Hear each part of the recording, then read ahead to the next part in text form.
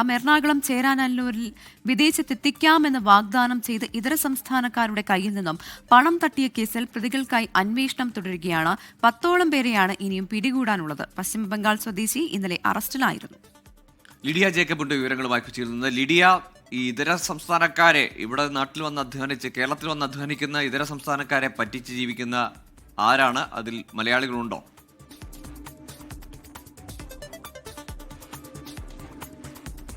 ഗോകുൽ, പ്രവിത, ഇതിൽ പ്രതികളായിട്ടുള്ളവരെല്ലാവരും തന്നെ ഇതര സംസ്ഥാനക്കാരാണ് എന്നാണ് നമുക്ക് ഇപ്പോൾ അറിയാൻ സാധിക്കുന്നത്. നിലവിൽ അറസ്റ്റിലായിട്ടുള്ളത് ഇതര സംസ്ഥാനക്കാരനാണ്.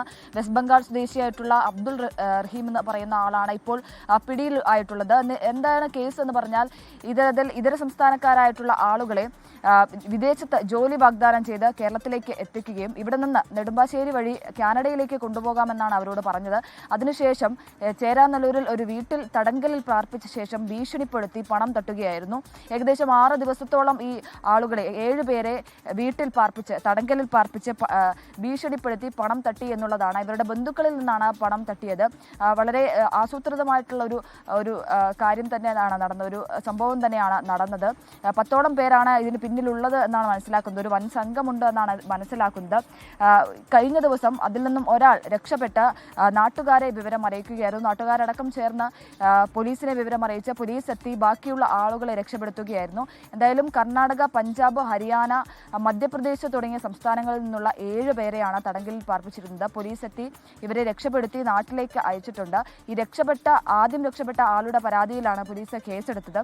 തുടർന്നാണ് വെസ്റ്റ് ബംഗാൾ സ്വദേശിയായിട്ടുള്ള അബ്ദുൾ റഹീമിനെ റെയിൽവേ സ്റ്റേഷനിൽ നിന്നും പിടികൂടുന്നത്. എന്തായാലും പോലീസ് ഇതിൽ വ്യാപക അന്വേഷണം ആരംഭിച്ചിട്ടുണ്ട്. പ്രത്യേകിച്ച് ഈ പ്രതികളായിട്ടുള്ള ആളുകൾ മറ്റ് സംസ്ഥാനങ്ങളിൽ കൂടുതൽ ഈ കുറ്റകൃത്യങ്ങളിൽ പങ്കാളികളാണ് എന്നുള്ളതാണ് അറിയാൻ സാധിക്കുന്നത്. അത് കേന്ദ്രീകരിച്ചും പോലീസ് അന്വേഷണം നടത്തി വരികയാണ്. ഏകദേശം 6 ദിവസത്തോളമാണ് ഈ ഇതര സംസ്ഥാനക്കാരെ വീട്ടുതടങ്കലിൽ പാർപ്പിച്ച് ഭീഷണിപ്പെടുത്തി അവരെ കെട്ടിയിട്ടും മർദ്ദിച്ചുമൊക്കെ പണം തട്ടുകയൊക്കെ ചെയ്തത്. ഏകദേശം 30 ലക്ഷത്തോളം രൂപ ഇവരിൽ നിന്നായി തട്ടിയെടുത്തിട്ടുണ്ട് എന്നാണ് അറിയാൻ സാധിക്കുന്നത്.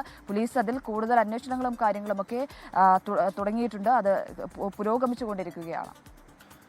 ശരി, ലിഡിയ ജേക്കബാണ് വിവരങ്ങൾ നൽകിയത്. ഇതര സംസ്ഥാനക്കാരെയാണ് കേരളത്തിലെത്തിച്ച് ജോലിക്ക് വിദേശത്ത് കൊണ്ടുപോകാമെന്ന് പറഞ്ഞ് തട്ടിപ്പാർത്ത്, അതും ഇതര സംസ്ഥാനക്കാർ തന്നെയാണ് ഇപ്പോൾ അതിൽ പ്രതികളായിട്ടുള്ളത്. വിശദമായ അന്വേഷണത്തിലേക്ക് പോലീസ് കടന്നിട്ടുമുണ്ട്.